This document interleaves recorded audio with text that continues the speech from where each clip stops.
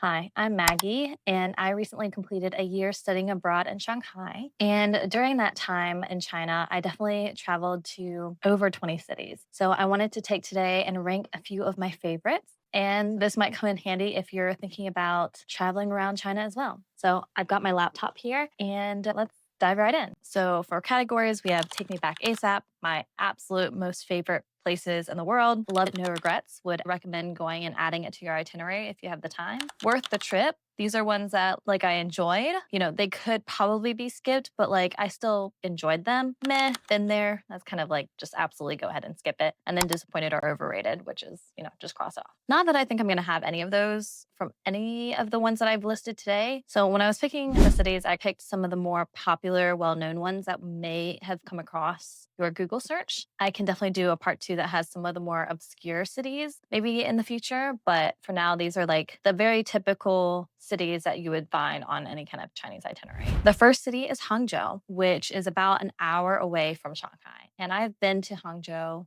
three times. I think I stayed overnight twice because I stayed for a concert once. What the city is really well known for is the tea plantations as well as West Lake, which is a UNESCO World Heritage Site. It's definitely something that can be done in a day trip, but if you have the opportunity to stay overnight, I definitely recommend doing that. I'd say worth the trip with the caveat that that might change a little bit later. The next city that I have listed is Hong Kong. And so I decided to do my adoption trip back from Hong Kong, Guangzhou to Nanning that my parents took when they first adopted me 20 something years ago. And I did not do research before I started this journey. So honestly, I didn't have the best experience. There's a lot of nitpicky things that I'll get into in a later vlog. But as a summary of the city, there's a lot of cultural things that you can do. Hong Kong for me was a little expensive. It is a good place if you are going to Asia for the first time because I definitely feel like it blends the Western and Eastern cultures. But with that being said, I had such a culture shock going to Hong Kong when I didn't have any for China. I think for me, it's worth the trip. I contemplate going back because I think now that I would be more prepared, I would enjoy it more.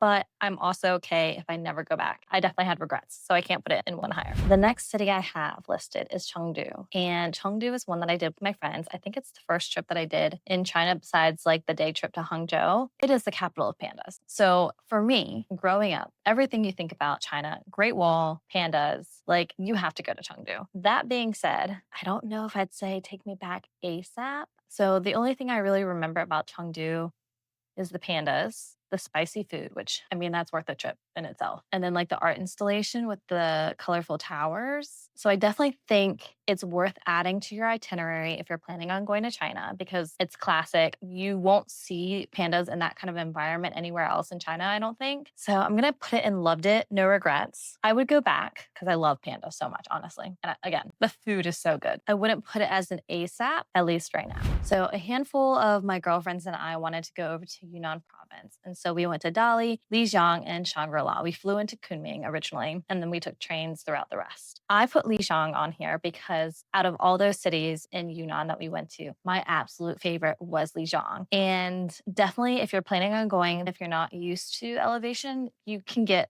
breathless. But there's this one show specifically called the Lijiang Impression Show, which was by far the most stunning performances that I've ever seen in my life. And I will say, I feel like China has some incredible performances. If you're planning on going to the country at all, definitely add that as an itinerary item is to see some kind of performance because the lighting, the choreography, the costumes, everything is so well done for the most part. Obviously, I can't speak for the whole of the country, but all the ones that I've seen in the major cities have been really cool. And this one was definitely a very unique experience. It's interesting because you see a lot of the native Chinese citizens get up and leave during part of it, which I don't really quite get. It is a little bit more tribal. I don't really understand the plot line, so just keep that in mind. But you have these performers on this rock formation with the mountains in the background. It's absolutely stunning. And the peacefulness that comes from the area, absolutely take me back. I think I will definitely be making another trip in the future. Sanya.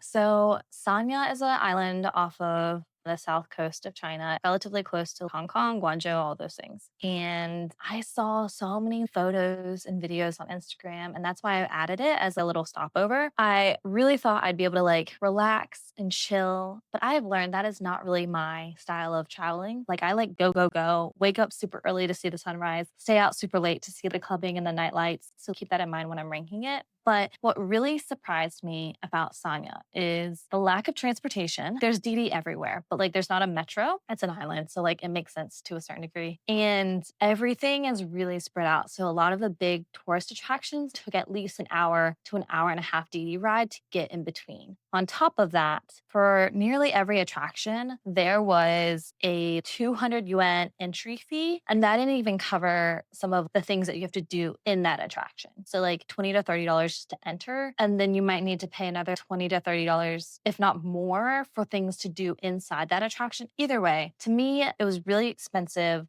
While I enjoyed my time in Sanya, I don't know if I'd say it's worth the trip, which hurts because I spent a lot of money on this trip. But I feel like I'd rather spend that money to go to like Thailand or the Philippines. The water is so much nicer. Something to note about Sanya is at least when I went in January, so I don't know if maybe in the summer it's different. All of the beaches that I went to said that you couldn't swim at it because the water is so rough. Some background knowledge to know is that a lot of Chinese citizens can't swim. There's just not like a ton of beaches. And for whatever reason, culturally, that's not something that a lot of them know how to do. And so I don't know if that played a factor into why I couldn't swim at a lot of the beaches, but I'm going to an island, thought I would be able to swim and then couldn't. So as much as I enjoyed my time in Sanya, I got some cool photos and I definitely got sunburned. I don't think I would say I feel like I'm gonna put Sanya in the meh bin there.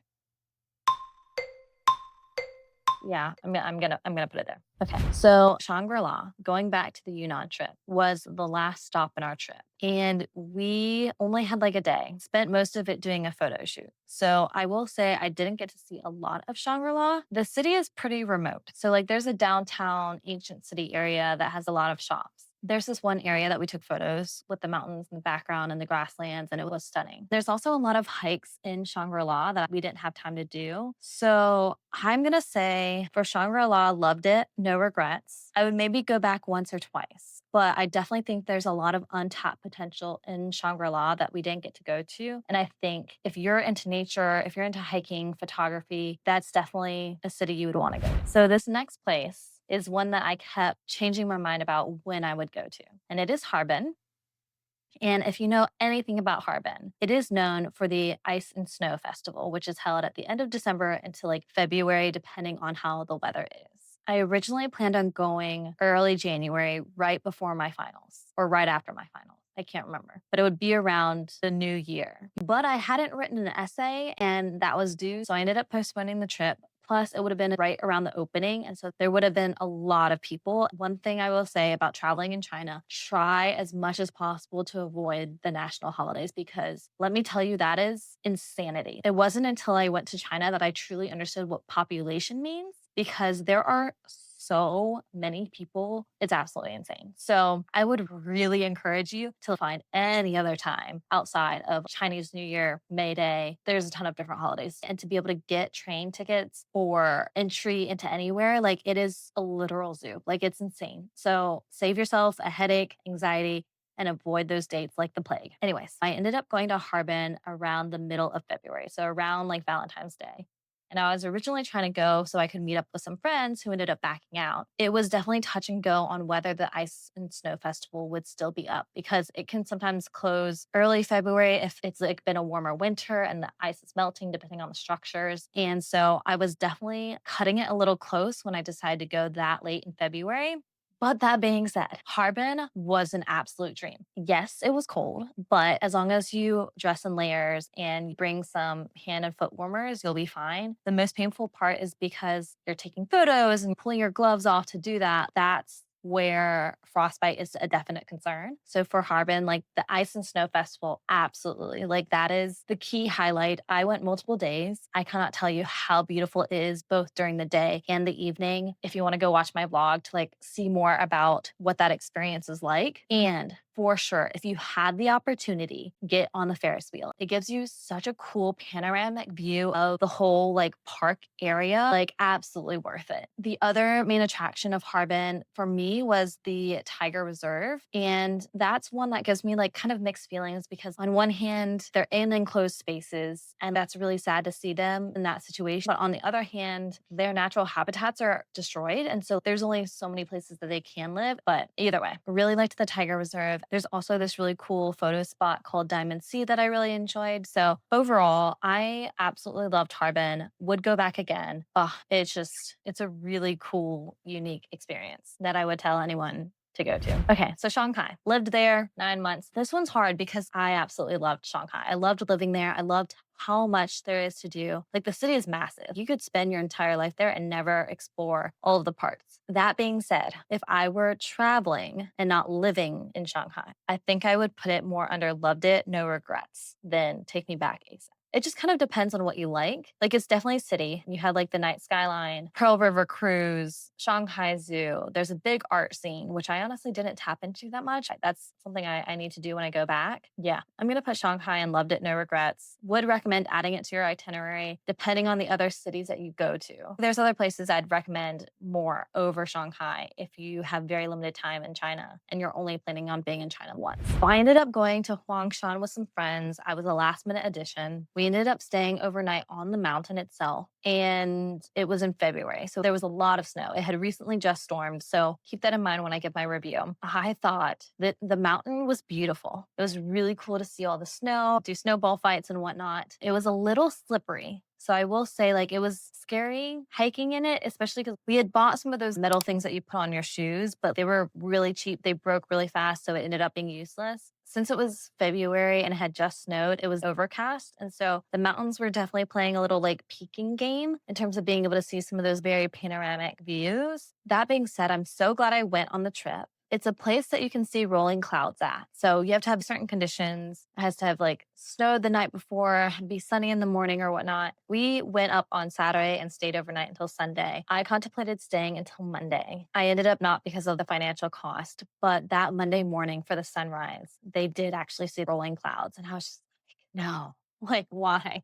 Anyways, what I can say about Huangshan, if you have the time and you're living in China, I would say like definitely worth going to. Can be very steep. There were some areas that I was like, how have people not died here? Because like it was concerning, especially when it snowed. So in terms of mobility, just keep that in mind if that's something that you're thinking about. But I have a lot of fond memories about Huangshan. I'm going to say worth the trip because I do want to go back and see it when there's like a little bit less snow, when it's like sunny out. And so I can see better views. And I also think it'd be really cool to see in the fall. But I also think if you're traveling through China for like a week or 2 weeks, it's not something that you need to go to. One of the key highlights that I will say of China is the Zhangjiajie mountains. If you've seen Avatar with the blue people, not the Last Airbender, the floating mountains are based on these mountains in China. So absolutely, if you have the opportunity to go, I would highly recommend it. I went with some of my friends in late October. It was like towards the end of the season. We only had good weather for the first afternoon that we got there.